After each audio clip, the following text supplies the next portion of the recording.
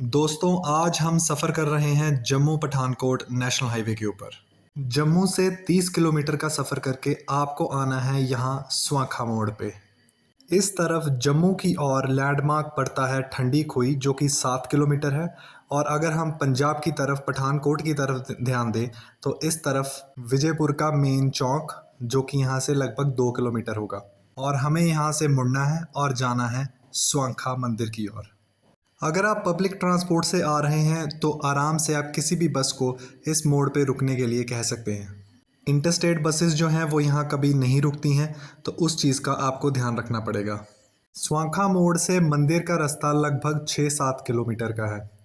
आप स्वाखा मोड़ से मंदिर तक किसी भी ऑटो में जा सकते हैं। दिन में यहाँ ऑटो की फैसिलिटी अच्छी खासी देखने को मिलती है। लीजिए हम पहुँच गए स्वाखा गांव के मेन बाज़ार में। इसी बाज़ार के सामने एक छोटी सी गली है जिसके अंदर से मंदिर का दरवाज़ा है।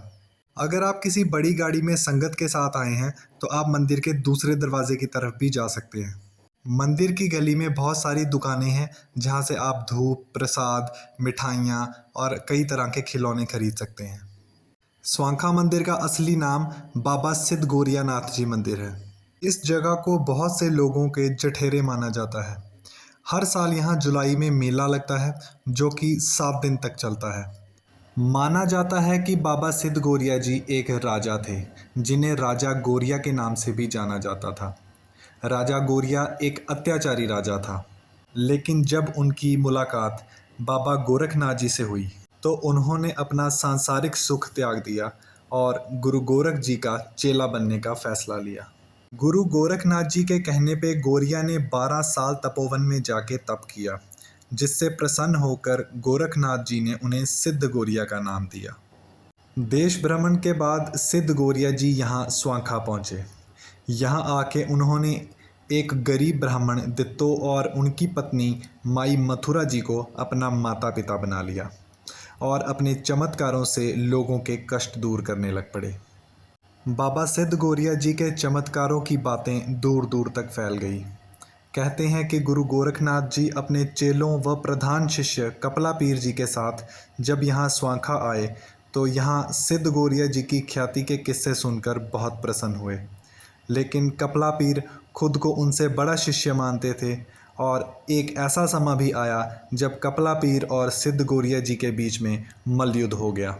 मल्लयुद्ध जीतने के बाद उन्होंने अपने माता पिता और छोटे भाई के सिर पर सरोवर के किनारे हाथ रखा तो वो वहीं समा गए और उन्होंने भी चिर समाधि ले ली। अभी आप दर्शन कर रहे हैं बाबा सिद्ध गोरिया जी के बने मेन मंदिर के।